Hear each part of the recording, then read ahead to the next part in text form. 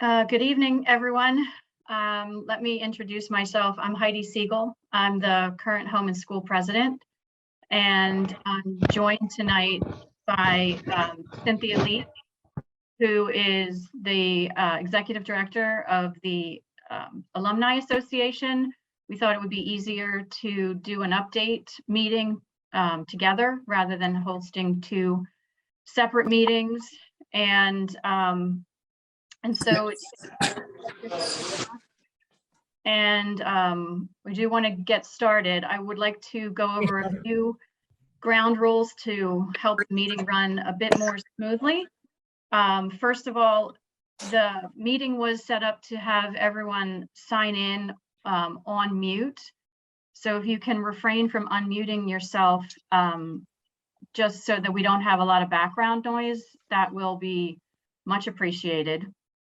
We also are recording this meeting, so if you have friends that couldn't make it, or people that you know wanted to attend, might join late, we are recording this, and we will be posting it to the Home and School website, and then putting a link on the Central High School website so folks can get to it from multiple places. I am going to turn the meeting over to Assistant Superintendent Ted Domers, who is running the search process, and he's going to give us an update. And after that update is completed, then we will open up for Q&A. And we ask that to facilitate the Q&A that you use the chat feature in the Zoom meeting to post your questions, and we'll do our best to answer them as we can, either in the chat directly, or I will be collecting questions and giving them to Mr. Domers as we have time. So with that, I'm going to stop sharing my screen so that we can all just have a conversation and turn things over to Ted. Thanks. Good evening, everybody. I know several of you on this call. Obviously, I don't know many of you, but I'm really honored to be here and appreciate the opportunity to speak with you all tonight. I want to thank the Home and School and the Alumni Association for organizing this and inviting me so that we can have this conversation and provide these updates. So I have some notes in front of me, so if I'm looking down a bit, that's what I'm referencing. And so want to talk about the search process for the 15th president of Central High School. I'm going to run through sort of where we are in our process and talk through it that way. So I'll probably talk at you for about 10 or 15 minutes. And then, as Heidi said, we'll open it up for Q&A so that we can engage. And again, so one of the big pieces that we shared right from the beginning as we started this search, and as I got to know some of the key stakeholders at Central, was that something that's important to me is that there were multiple points of community engagement along the way. So we're going to have a committee. We can only have 10, 15 people on a committee. We can't open everything up. There's privacy reasons we can't do other pieces. But we really wanted to make sure that there were opportunities for community members to learn about the process as we went. So right from the beginning, I sent out a letter, or Mr. McKenna helped send out the letter. It came through the alumni, it came through the Home and School. It got posted on Google Classroom, but on February 22nd, there was a letter posted discussing the process. And in that letter, there were two really key opportunities for participation. So one was a leadership profile survey, where we took the leadership attributes that the School District of Philadelphia has in the leadership framework, and then a number of competencies that are underneath that. And what that allowed us to do was to begin to create a leadership profile. I'm going to come back to that in a moment. So we wanted to have a wide swath of engagement from multiple stakeholders and get input and hear from people of, when we think about what's most important in the next president for Central High School, what are the attributes that we want to have in that person. So that was the first survey. The second survey that went out in that letter was an opportunity for anybody to apply to be a part of the committee. And we designed it to be very simple. name, email, stakeholder, and 3 or 4 sentences about why you'd be a good fit. And that allowed us, it allowed anybody that wanted to join the committee to have an opportunity to. So it brought people in that weren't normally sort of on leadership roles, and it allowed us to engage a more diverse group of people. And it also made sure that the committee wasn't being selected, simply behind closed doors with just the people we knew. And so as the process got underway, I held meetings with the leadership, multiple leadership teams on the faculty to talk through what this would look like, with the Alumni Association, with the Home and School, and then I met with the administration to help engage students through the process. And so we had a number of these meetings. There was the open survey to join the committee.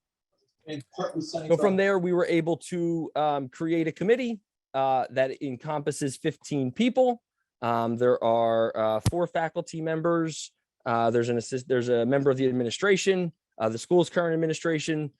We have 3 students, 3 members of the alumni, or 3 members of the alumni community, and 3 parent guardians. And then myself, pretty sure that adds up to 15. So we have our committee. The other piece that was happening, so we were running our process, and then the other side of this is the school district's HR.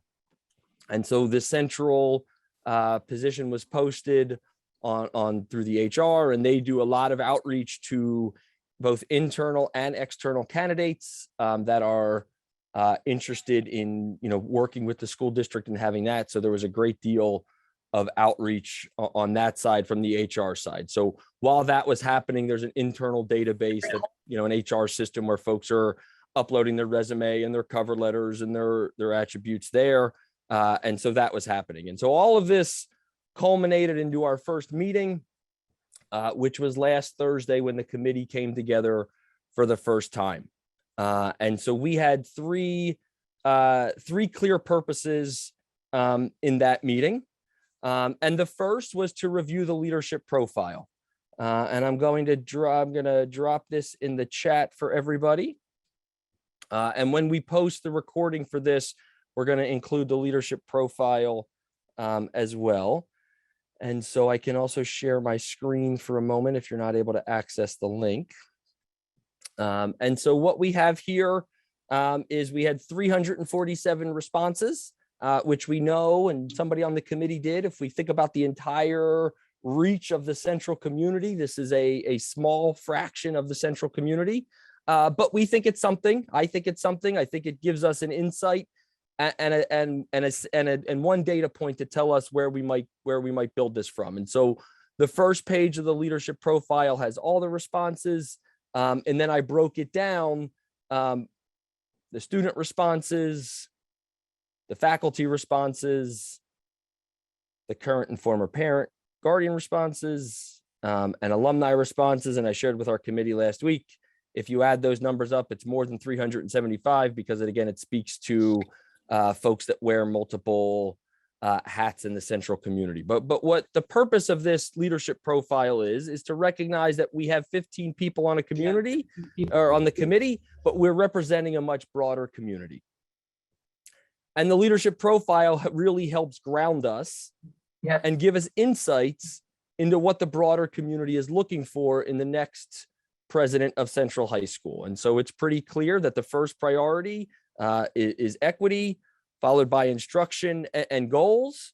And then the second most important quality, it is pretty evenly split with vision and goals and how you add them up and what did people do. There's lots of discussion there.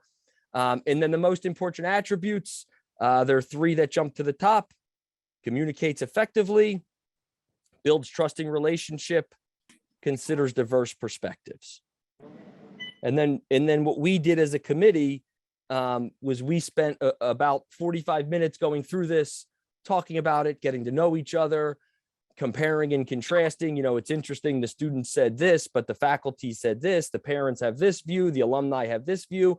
And it allowed us to ground ourselves and to really say, we're 15 people in a room, but we represent more than just the 15 of us, and we need to keep that in mind. And so again, that leadership profile Again, it's not, we didn't get 15,000 responses, so it's not everybody, but it is something for us to build upon. So that was the first piece we did, was we really grounded ourselves in the leadership profile. The second piece we did was we reviewed the resumes of every candidate that applied. And so I can't, for privacy reasons, share numbers. I can't share any breakdown of the resumes, but I can share a few broad strokes. So a couple pieces that we committed to as a committee was, one, it was asked of me from the very, very beginning to not withhold any resumes. And so there's been instances in the past at Central and in other principal searches where the district has said, you know, we got X number, but we already culled it down and we're just going to share Y. So I had committed from the beginning to share every single resume that came in that portal. And I did that. So we reviewed every resume. The other piece that we did in reviewing the resumes was we did some preliminary ratings to sort of see where we were with it. And then we discussed every candidate. And every candidate had a discussion to hear, to see where what folks thought of. And we also said, we're going to err on the side of a first round interview. And during the deliberation, during that discussion, to the best of my ability, there was, you know, are we comfortable moving on? And we weren't. That first discussion was not to decide who the next president of Central is going to be. That was simply of, let's open up a wide net. Let's bring in folks that are qualified, and let's open up that initial discussion. So that was the second part of our discussion. The third part of our meeting was developing interview questions. And so one of the resources that I have that was shared with me from another assistant superintendent that I've used in past searches is a 5-page document and 85, 90, I don't know, 100 questions. And we use that. And I asked everybody to circle any question that they think we should ask. And then I went back over everybody's responses and we put them together and said, you know, these were the frequently asked questions. These were the most popular questions. We put a Google Doc together. We shared those questions, shared that with the committee. We wordsmithed them. You know, let's use this language, not that language. Let's ask this question and not this question. And we had what I believe was a collaborative process. Probably wish we had another week or so, but it was a collaborative process to develop a set of questions to bring to our first round of interviews. I see there's a number of chat questions that are coming in. I'll come back to the questions. I close my chat to not distract me, but I don't want people to think I'm ignoring the questions. We will come back to them. And so we created a set of questions that the committee agreed with. Now we're at the point where we're meeting with all of you to share this update. The plan is to begin interviews next week. What we decided was we were going to invite a number of candidates to a first round interview. We're then going to decide to bring a smaller group of those folks back to a second round interview. And then what our task is to identify 2 candidates that we will put forward to Dr. Height. And the last piece that I'm going to say before we begin to look at the questions, and if Heidi or Heidi and Cynthia could help sort of cull some of these for me, I'd appreciate it. Is that Dr. Height makes the final decision. So we are an advisory committee. We put 2 names forward, and the final decision for the 15th president of Central High School will come from Dr. Height, based on the 2 names that we put forward, the 2 candidates that we put forward. Let me pause there.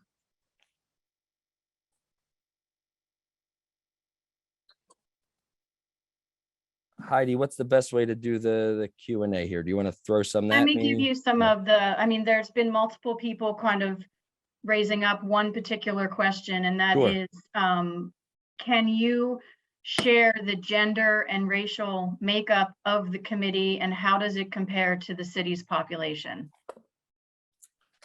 So I cannot share that. I don't, it's all protected information. And our group is too small to begin to extrapolate that. It's not representative with only 15 people. So unfortunately, I can't share any of the any of the demographic information from our committee or from the candidates who are applying at this point. Okay, thank you. One other question is, given the importance and priority of equity, how are you prioritizing equity in your interview questions, or in what other ways are you centering equity throughout the process? Yeah, so certainly through the interview questions, that was something that was really helpful in the collaborative process of defining the questions. One of the things that continued to come up was sort of how are we framing equity in this? So it's explicitly named in several of the questions. Several of the questions explicitly address this. You know, for example, I'm not going to give specific interview questions, but can you talk about a time when you had to lead an initiative that was that addressed a marginalized group of students in your school, and how did you handle it? So there are some very explicit questions that name that.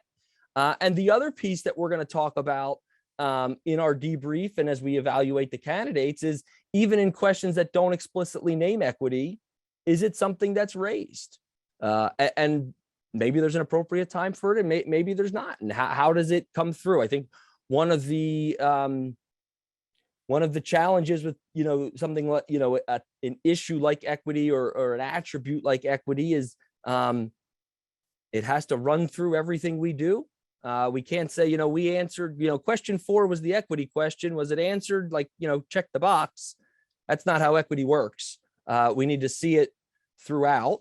But it's also not the only attribute that we're looking at.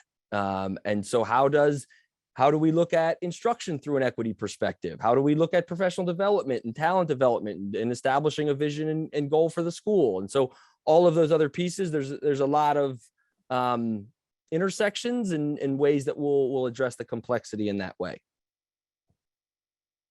Great, thank you. Another question is, how do you measure leadership qualities? You mentioned the leadership qualities that were used. How are they measured? So the way they're measured is really, we're going to use in the leadership profile, there's 6 attributes: equity-centered leadership, instructional leadership, organizational operational leadership, personal leadership, talent management, vision and goals. And so as we debrief the candidates, we'll have a rubric that we'll create looking at those 6 criteria, and we'll evaluate the candidates exemplary, proficient, not evident, and that will give us a common framework and a common language to evaluate. Thank you. How do you see the relationship between a representative and having an equity-centered leader? Say that one more time. So I think that the Yeah. gist of it is the relationship between the representation and then having an equity-centered leader. Understood. Yeah, I think that's a component of it. I don't think that's the only component of it. I believe deeply in role models. I believe that representation matters. That's one component that will be evaluated. We also can't discriminate against anybody for one reason or prioritize for one reason or another.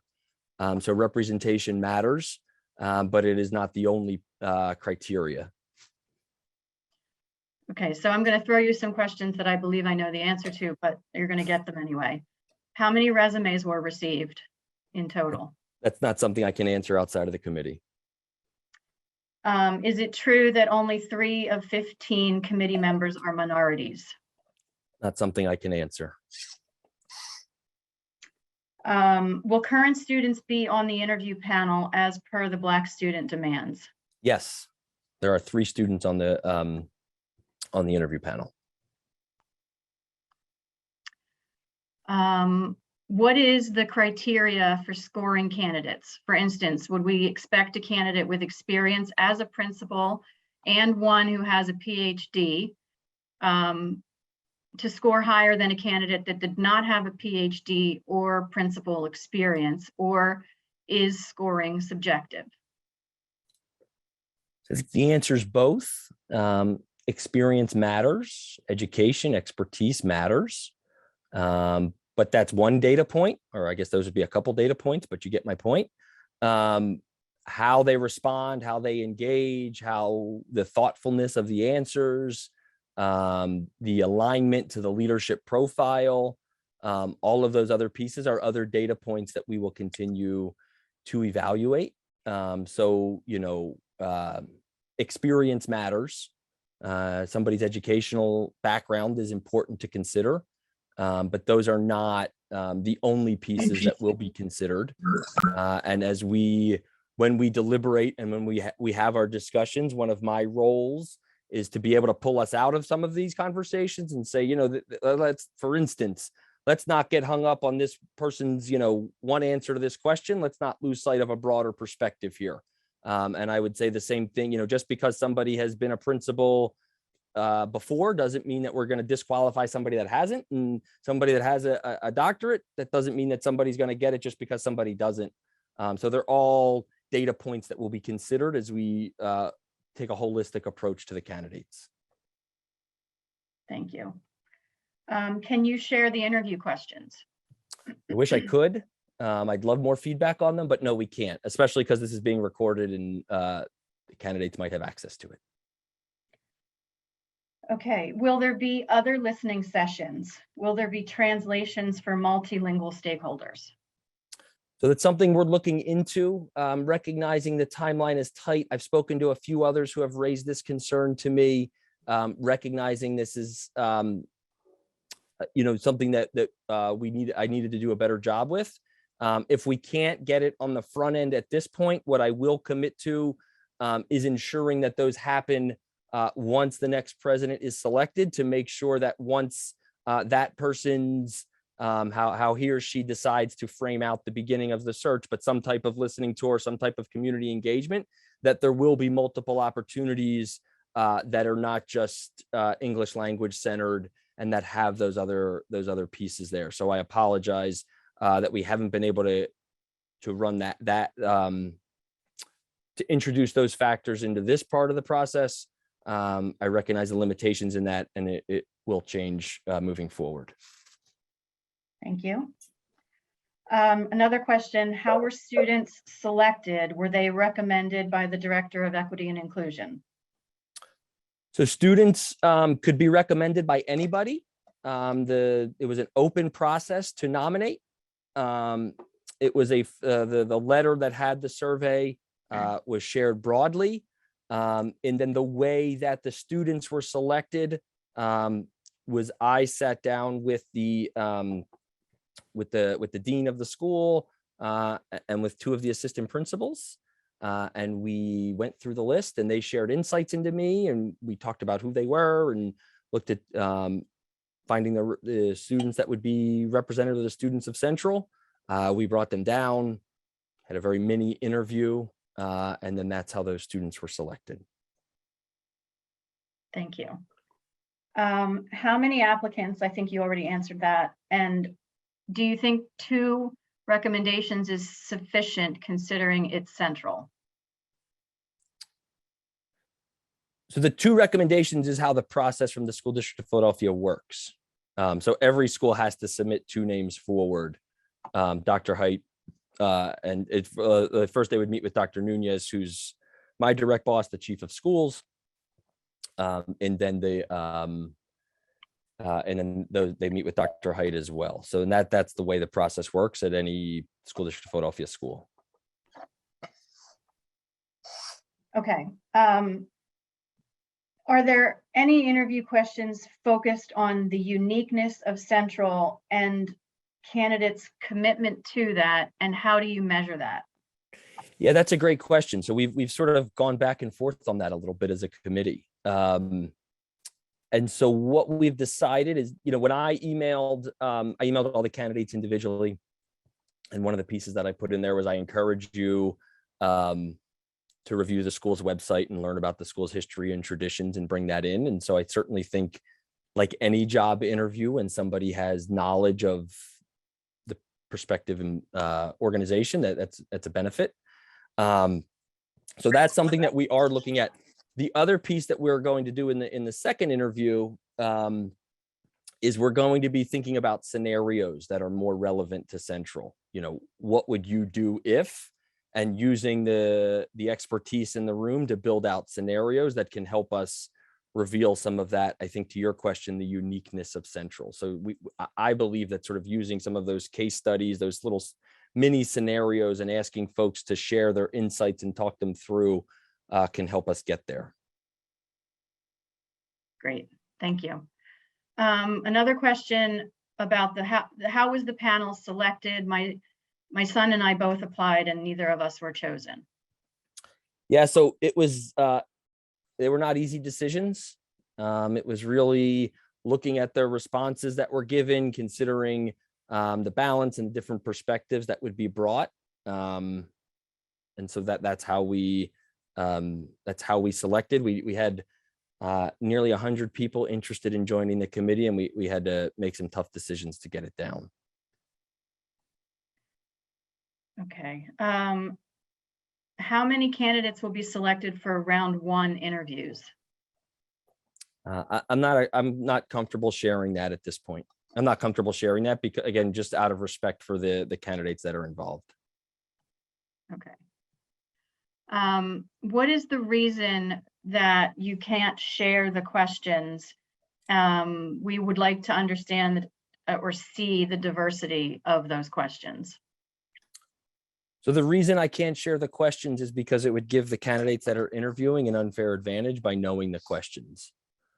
Everybody involved in the committee is required to sign a confidentiality agreement.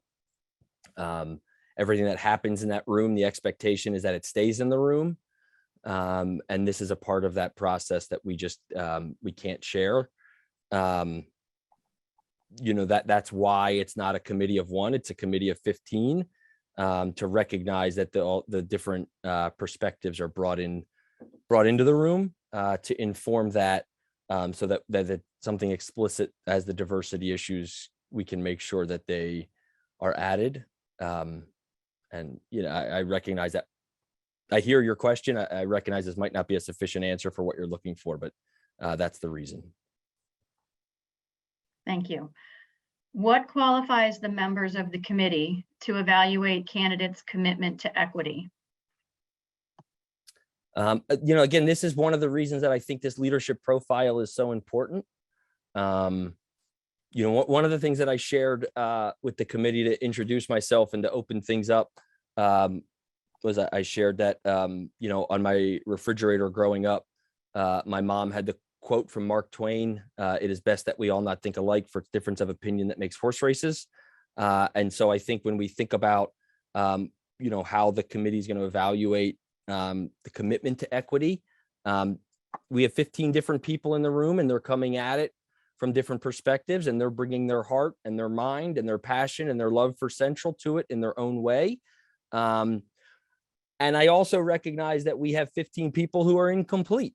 And that's, again, why that leadership profile is so important, because we're going to continue to ground our conversations in that leadership profile.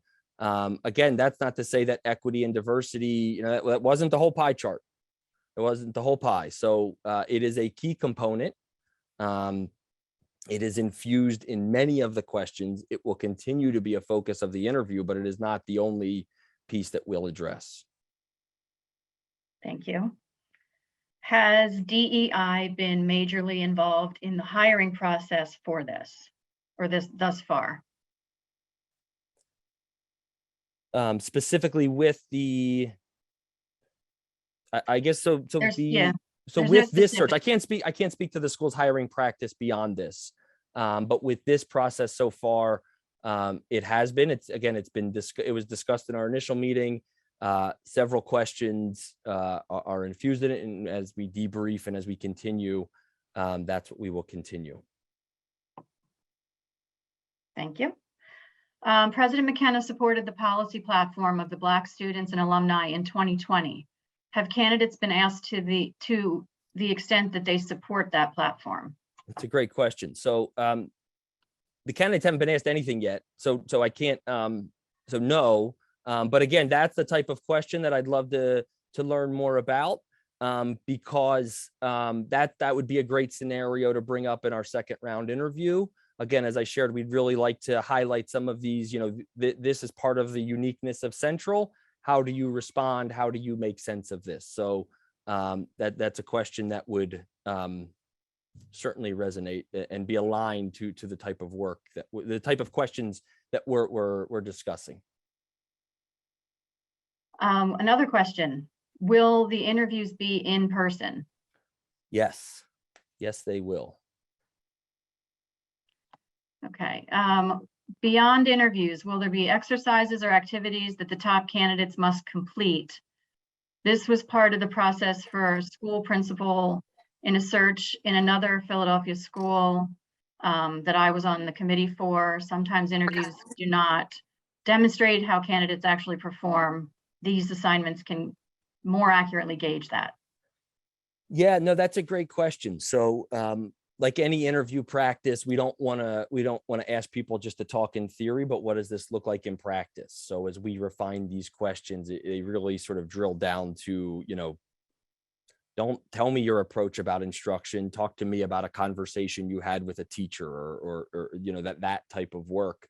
And I don't mean to sound like a broken record, but that's really what the purpose of that second round interview is going to be, is going to really allow us to dive into those scenario-based questions to best understand that.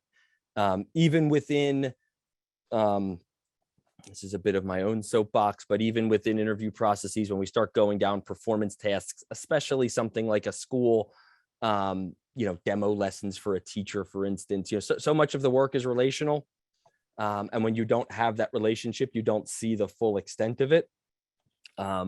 But I do hope that by asking people to put themselves, in the Central community, in these scenarios we're sharing, will help us sort of unearth that more than just the traditional, talk to us about your approach of parent involvement, because that's a really shallow question. Great, thank you. Will candidates who are not already principals be given equal consideration? Historically, Central's president has not always been a principal. Yeah, absolutely. So that was something, again, that we discussed last week. And so we, as I shared earlier, the question around sort of experience, experience is one piece, and we want to make sure we're opening things up in a broad way. And so that is not a disqualifying factor one way or the other. So somebody that has not sat in a principal seat before, that does not mean they cannot become the 15th president of Central. It's certainly a quality that is considered, but it is not, there's not a line on that one. Okay. There was a second part to an earlier question regarding whether or not scoring is subjective. I don't know if you were able to answer that. So I guess to a certain extent, I think all scoring is subjective in some way. So we are spending time, as I shared before, that we will be using a rubric that includes the six characteristics of the school district's leadership framework. And then we'll be scoring exemplary, proficient, limited evidence. And so that will allow us to take sort of just the personal feel out of it. I feel like I like that person. Well, why? What's your evidence? I just do. So we're going to move away from that. But in interviewing, so we will have that normed scoring rubric that we will use internally.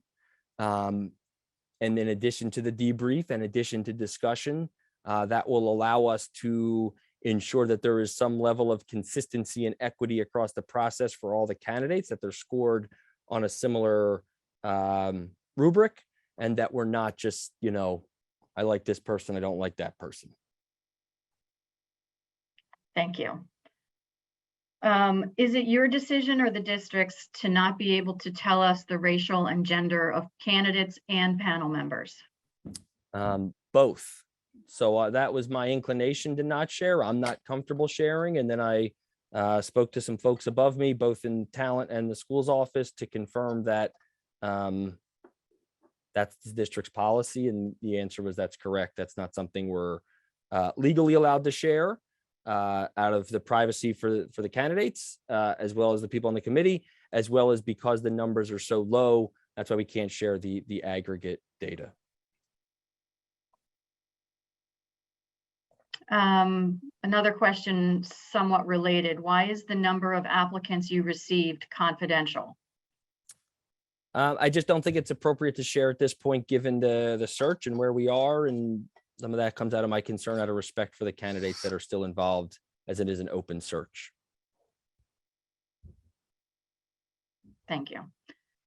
How much are candidates' demonstrated records at previous schools going to factor into the process? Is this something you can take into account? Yeah, that's an interesting question. So it's sort of the, how do we handle, it's sort of the bright shiny penny. So somebody's been a principal for 8 years and we start going back through their data, and this is where they were here and this is what this looked like. There's a lot more information to learn from and understand, but we might not have that for other candidates. Each school is unique and each school is different. So how do we evaluate, for instance, are we looking at overall achievement, or are we looking at growth? What's the principal's impact in that? So there was a report that came out from the Wallace Foundation a year ago that said there's no single more important person in a school than a principal to moving the achievement. I believe that in my heart of hearts. But if we can't, but how do we evaluate that in a consistent way with each school? So like I shared before, I think it's an important data point that we consider along the way, but recognizing that we are bringing a number of different individuals in from different communities and holding them up alongside this rubric in that way. Okay, thank you. Just to let everybody know, I've got about 80 more messages to get through, so please be patient. I'm going to try and get to every question that I can. So we'll keep going. The next question, it's easy for implicit bias to impact hiring processes. Have you directly addressed the possibility of implicit bias in the committee and throughout the process? So that was not something we've directly addressed, but I appreciate that recommendation, and I will commit to sending something out and making sure that that's addressed prior to meeting with candidates. Okay, thank you. How many applicants are foreign to Philly, and were any from Philadelphia? I don't know that offhand, but there were definitely a number of Philadelphia candidates. Okay. Why does the number of candidates you want to interview reflect on the character of the candidates? I think it speaks to the part of the process that we're trying to maintain some privacy for the candidates around that. Okay. Will you be able to provide hiring questions, candidate breakdown, etc., after someone is chosen? Is this an HR legal issue, in other words? I'm happy to learn more about that. I've never been asked that after an interview process has happened, but I'm happy to find out more about that and see what type of see what we can share following.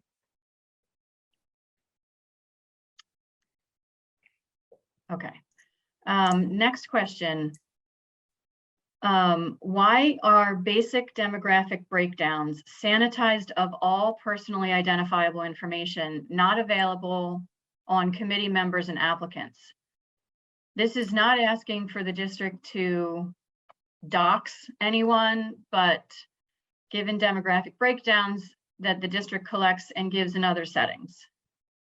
So the difference between other settings and this one is the fact that both groups are so small.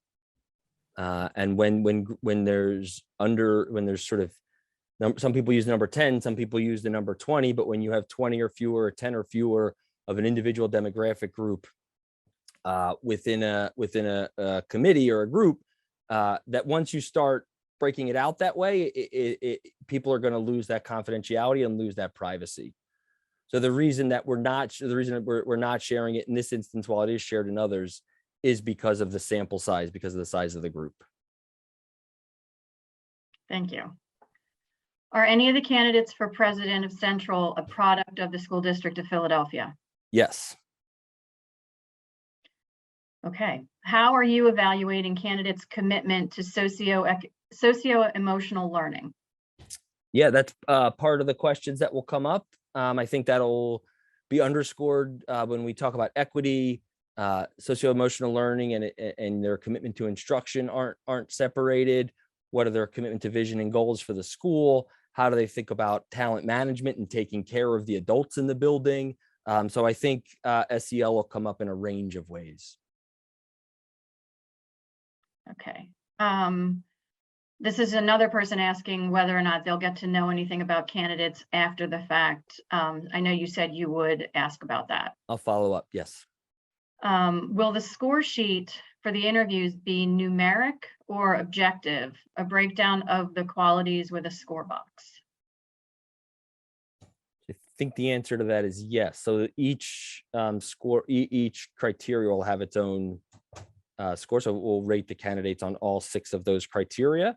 And then in addition to that, we'll be looking at the evidence and having discussions about what did we hear, we rated this person in this way. What did we hear? What is the evidence for that? So it'll be both quantitative and qualitative data that we'll be using. Thank you.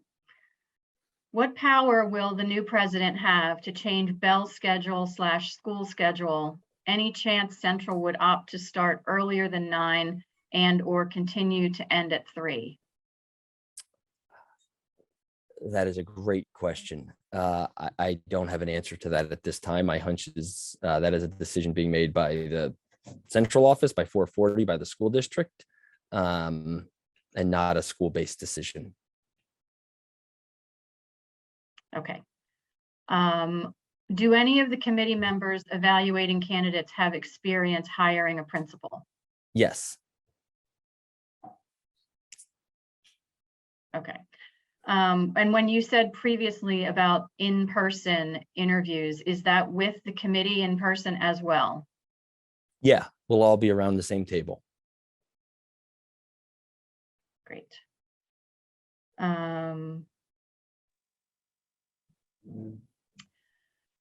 So this is how this question is phrased. So do we again have the same white people who have allowed Black enrollment to drop 50% in the last decade to drive the diversity platform and decision process for the city's most diverse high school? So I can't answer that other than telling you that, that there's a commitment to follow the leadership profile, to file a commitment to DEI. And I don't think it's the same old people doing the same old work, and they're, we'll take it for where we go. Is it possible to increase the number of candidates advanced to the second round? It would be a committee decision. There's certainly a component of the committee where we have to, at some point, find ways for efficiency and to be able to move it forward. So I can't answer that now. I would say probably not, but I'm not the only person that makes that decision. Is there any sentiment of committee members that it would be helpful for the president to be an alumnus? I can't answer that. I don't know. That's not something we explicitly discussed. That certainly wasn't a question that was asked on the front end. Some people might carry that experience. I think with any high school, there's pros and cons to having somebody return who's been there, but I'm sure if different folks in the room will have different feelings on that. Okay. How can we trust this process when you are sharing so little about the people steering it, the questions they are asking, the steps taken to avoid bias, the candidate pool, etc.? Yeah. I would ask that you trust.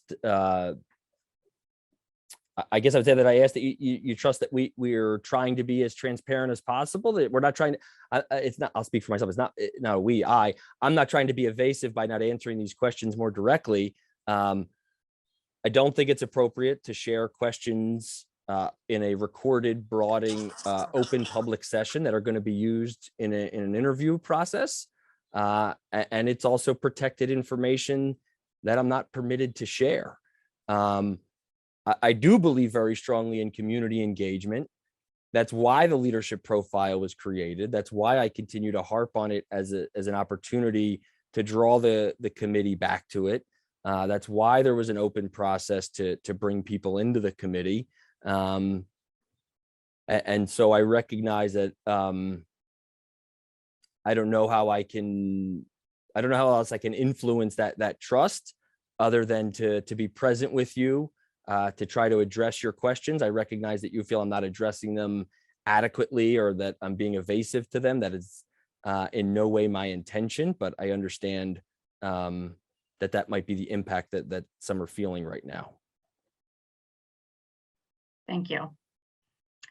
Considering that Central has always been known as the best public high school, and part of that name is owed to the diverse student body that has always been recruited, what steps are you taking to add unique processes and requirements to have a qualified leader, considering that the students, alumni, and parents can trust and confide in?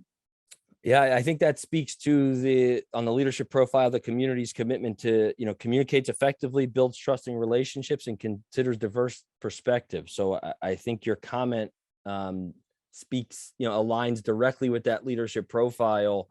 And that's a really important part of, those are really important attributes for the candidate that we're looking for and that we hope to move forward. Because ultimately, if that's not there, then it's going to be the person's success will be limited.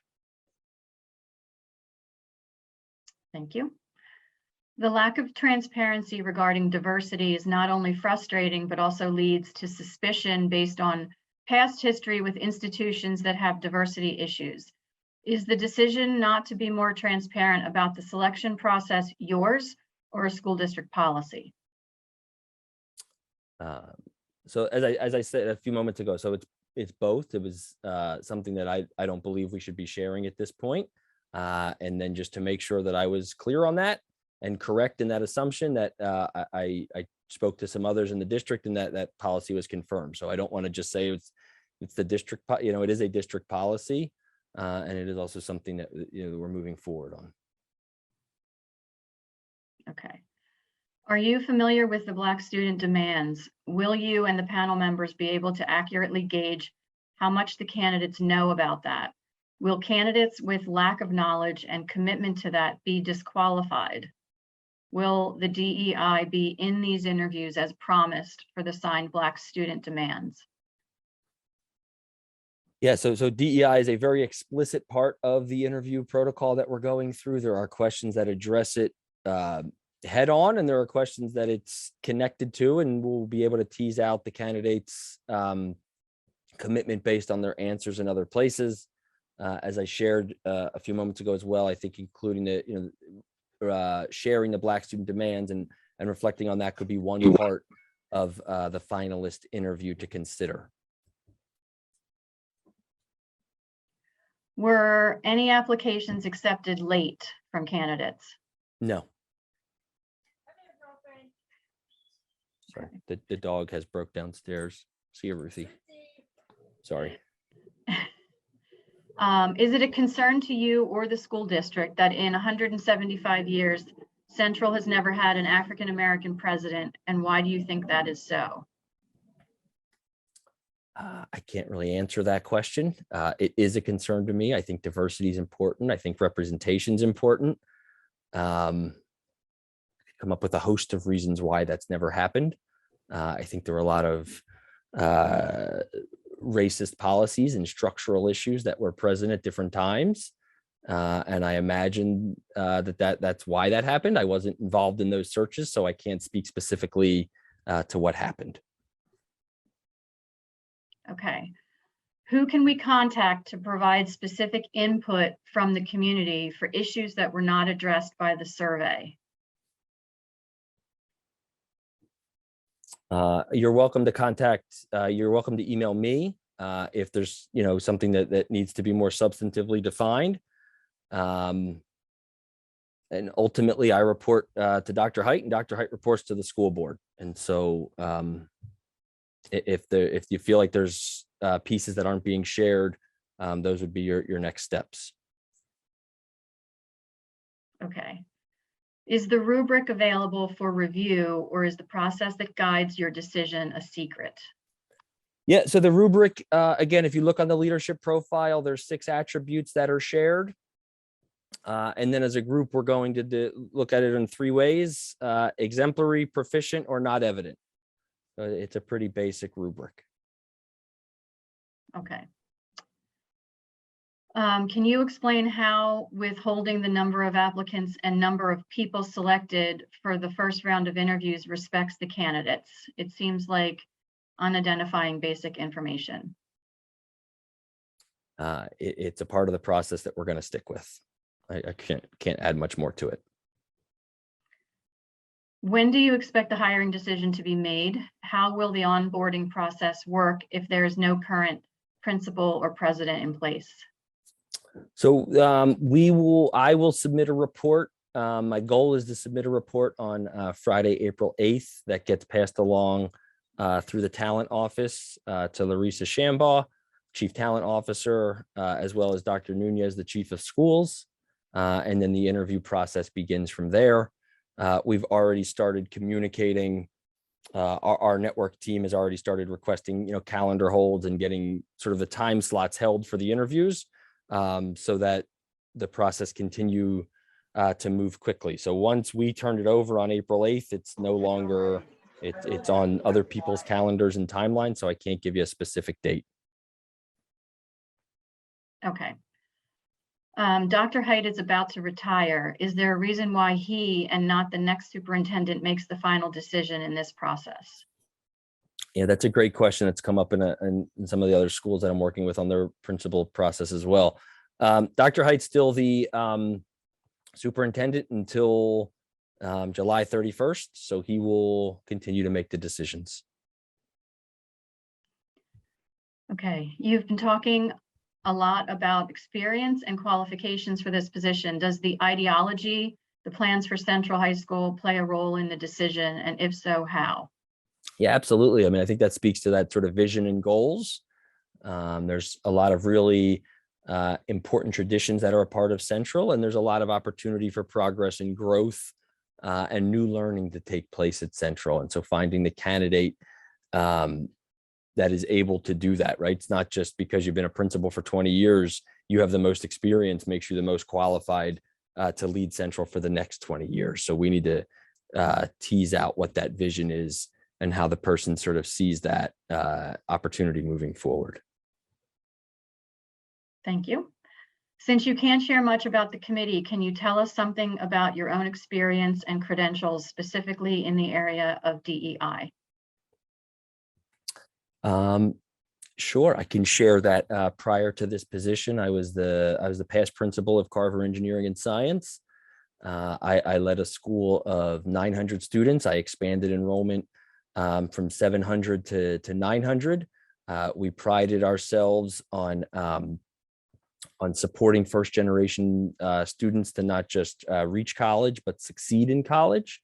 And the college matriculation statistics for our our outgoing seniors, especially our first generation students that we built out through partnerships with community organizations, through more strategic advisement, through more rigorous coursework, made a huge difference. I'll just share one very quick statistic that I'm very, very proud of. When I arrived at the school, there were 6 AP classes with 104 students enrolled and a 19% passing rate.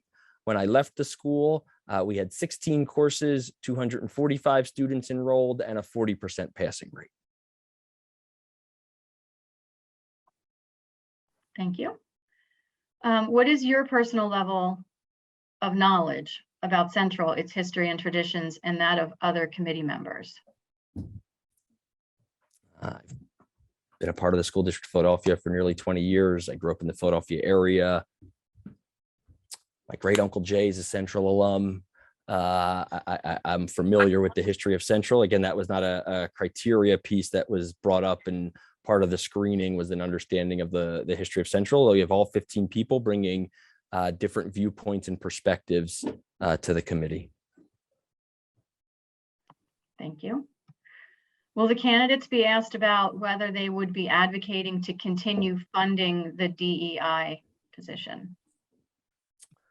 So some questions around budgeting have not come up, but I think certainly a commitment to not just the funding, but the work that's there will take place. And I also think that's something that, again, that's the Alumni Association has supported that through funding. The Home and School has supported that through funding. And my hope is that the pillars of the school will continue to support that as well. Okay. Were white female candidates given preference? No. Okay. What steps will be taken to take the sentiments of this meeting and share the community sentiment to the hiring committee? So there's a number of, this is being recorded. It'll be shared. The hiring committee was aware of this meeting. They were all invited to it. Some of them are here. I think what this meeting is continuing to reinforce for me is the commitment to an equity-centered leader. Again, just as one of the pieces that we talked about on the leadership profile is we had 347 responses, and we said out of a Central community of 15,000, that's one slice of the pie. This call, as I look at it now, has 97 people on it. That's another slice of the pie. And so we want to make sure that we are taking as much input as we possibly can. And certainly the frustration in both the need for change at the school and as well as some of the procedural and process pieces are heard loud and clear. Thank you. Have you considered that the leadership process might work, but did not provide enough time for folks to learn about it and give input? When evaluating candidates, was there a point system that scored each attribute? I think that's two separate questions.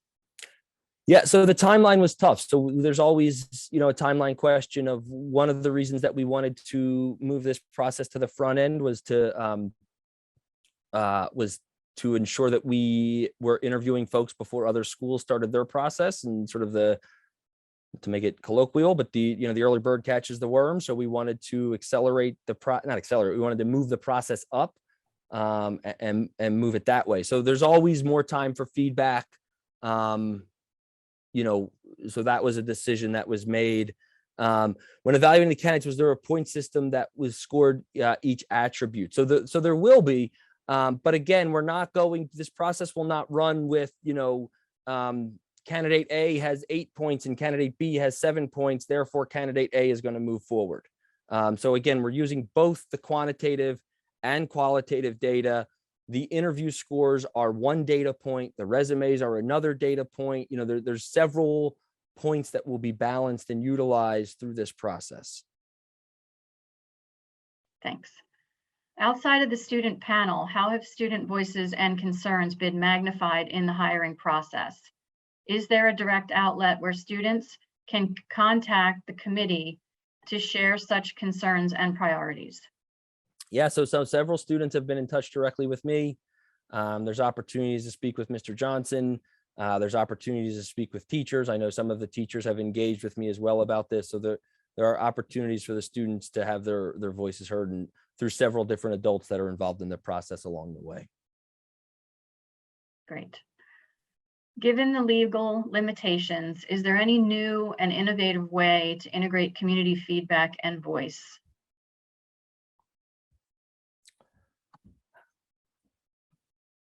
That's a great question. I guess the answer I have on the spot with that is through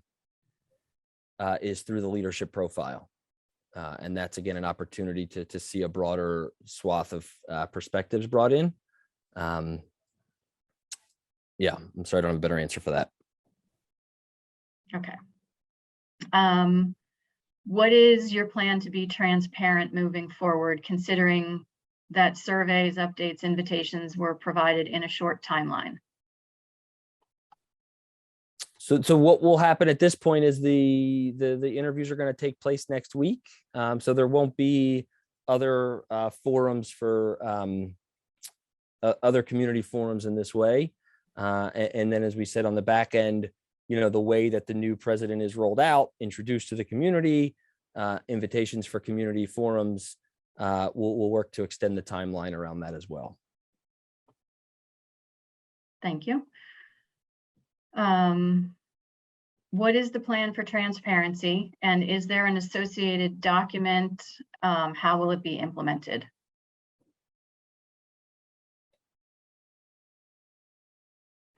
I don't know I'm not sure I understand what you mean by associated document. I don't have any other thing to give. I think what I would say is, the candidates,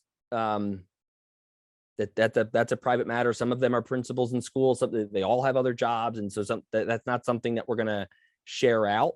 Again, the 15 people in the room all signed confidentiality agreements. So none of that can be shared. And it really won't be shared who the other candidates were. Okay. It seems evident based on the questions being asked here that diversity is an important issue to the community. Will you be bringing this specific community concern back to the selection panel? Understanding they already know, but do you plan on letting them know the level of concern to the panel? Absolutely. Without question. Okay.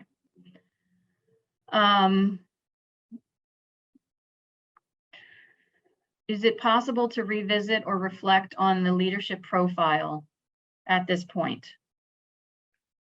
So again, and this was something that actually came up in our committee meeting as well. The answer to that is no at this point. Just because, again, but the leadership profile isn't meant to be the final word. So, again, as I shared before, I look at each of these pieces as different data points. So we have 15 different people sitting around a table. We have the leadership profile. We have different opportunities to engage in the process. The leadership profile offers us a snapshot in time that gives us a different perspective. So it's not meant to be a closed book in that way, but we are, it is going to remain closed at this point. Okay. We are past 7 o'clock. I do have quite a few thank yous in the chat for you. Ted, you've done a fantastic job. I appreciate all the time you spent on this. One last question came in regarding plans to increase dissemination of information, in particular to see communication translated in other languages, and giving longer notice before meetings. Yes, I mentioned the language piece before. I apologize for that. There was an oversight on my part. And as we move forward, and like I said, we can't change what we did, but moving forward in terms of sort of the opportunities for the new president to be introduced to the central community, to ensure that there are opportunities for multilingual interactions that take place there, and then on more lead time, so that they don't feel so rushed in that way. We will ensure that those happen. Okay. Well, I think that concludes the meeting. Again, thanks very much, Ted, and Cynthia. Thanks for pulling the Alumni Association together to join us for this ad hoc home and school update. And as soon as we have the recording ready and available, we will get it posted, as I mentioned, to the Home and Schools website and a link on the Central High School website. So thanks, everybody, and good night. Thank you, everybody. Good night. I appreciate your participation tonight. Thank you.